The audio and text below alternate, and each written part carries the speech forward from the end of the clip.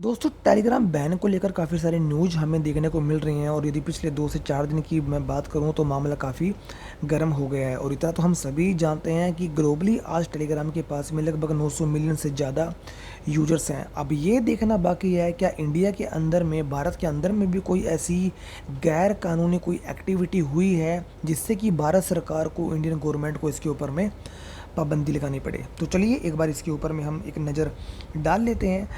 दोस्तों इतना तो हम सभी जानते हैं कि यहाँ पे फ्रांस के अंदर में, पेरिस के अंदर में, पेरिस के अंदर में इनके जो टेलीग्राम के सीईओ हैं पावेल ड्रूव को गिरफ्तार कर लिया गया है। और बेसिकली गिरफ्तार करने का रीज़न क्या था? गिरफ्तार करने का रीज़न ये था कि यहाँ पे काले धन को सफ़ेद के अंदर में करने में और कुछ ड्रग्स की ऐसी इलीगल यहाँ पे एक्टिविटी हुई है जिसको लेकर कंपनी के सीईओ को, टेलीग्राम के सीईओ को यहाँ पे गिरफ्तार यहाँ पे दोस्तों कर लिया गया है।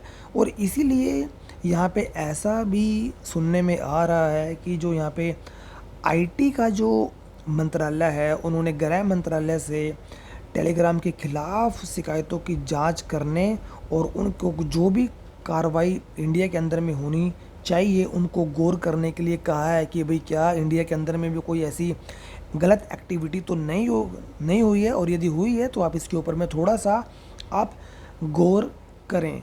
तो यहाँ पे सारी की सारी चीज़ें दोस्तों यही सब बताने की कोशिश की गई है कि जैसे कि एयरटेल है, वोडाफोन है या रिलायंस जियो है, जितने भी ये टेलीकम्युनिकेशंस हैं ये बेसिकली भारत सरकार के नियमों को पालन करती है। तो इसीलिए यहाँ पे अब ये देखना बाकी है कि क्या इंडिया के अंदर में कोई ऐसी इलीगल एक्टिविटी हुई है कि जिससे कि इंडिया की सरकार को टेलीग्राम को बैन करना पड़े। एंड नो डाउट लास्ट पिछले कुछ टाइम से ये चीज़ भी हमें सुनने में आ रहा था कि कोई पेपर हुआ था कि वो भी लीक हुआ था, तो वो टेलीग्राम के माध्यम से ऐसा हुआ था कि सुनने में आ रहा था कि ये सारी चीज़ें अब दोबारा फिर से उठ गई हैं कि अब दोबारा सरकार फिर से इसके ऊपर में अपनी कार्रवाई बिठाएगी कि क्या ऐसी कोई इलीगल एक्टिविटी टेलीग्राम ऐप के माध्यम से हुई है, और यदि उसमें दोषी करार पाए जाते हैं टेलीग्राम के सीईओ तो मे बी टेलीग्राम हमें बैन होता हुआ इंडिया के अंदर में देखने को मिल सकता है।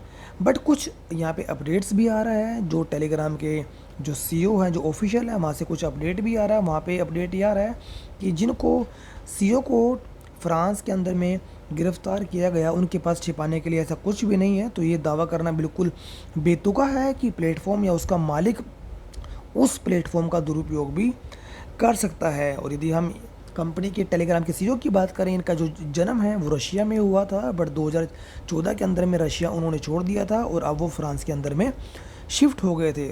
छोड़ने का रीज़न क्या था दोस्तों? वो रीज़न ये था कि उन्होंने कोई एप्लीकेशन बनाया था वहाँ पे, बट वहाँ पे काफ़ी सारा सरकार की तरफ से कुछ ऐसा कुछ वहाँ पे कार्रवाई हुआ, तो जिसकी वजह से उनको वहाँ पे छोड़ना पड़ा और फिर वो यहाँ पे फ्रांस के अंदर में शिफ्ट हो गए। बट राइट नाउ जो टेलीग्राम के सीईओ हैं वो दुबई के अंदर में रहते हैं, और इवन इंडिया के अंदर में यहाँ पे टेलीग्राम के पास आज 50 लाख से ज़्यादा यूजर्स हैं। तो अब ये देखना बाकी है कि सरकार का टेलीग्राम के प्रति रवैया क्या रहता है, रुख क्या रहता है, क्या कोई नई यहाँ पे कड़ी जुड़ती है, क्या टेलीग्राम के सीईओ यहाँ पे दोषी पाए जाते हैं। यदि वो दोषी पाए गए तो टेलीग्राम एप्लीकेशन तो बैन होगा ही, और उसके अलावा 15 से 20 सालों की सज़ा भी उनको यहाँ पे हो सकती है। तो अभी देखते हैं कि बेसिकली क्या सारी चीज़ें यहाँ पे आती हैं। एंड राइट नाउ बात करें तो टेलीग्राम के सीईओ के पास में लगभग $15.5 अरब की संपत्ति है।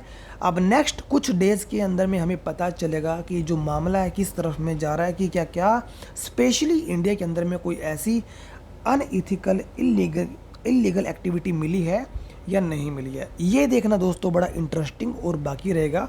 अब ये देखते हैं कि टेलीग्राम आने वाले नेक्स्ट दिनों के अंदर में सरकार का रवैया किस तरफ जाता है। तो दोस्तों मिलते हैं नेक्स्ट वीडियो में। Bye bye, take care.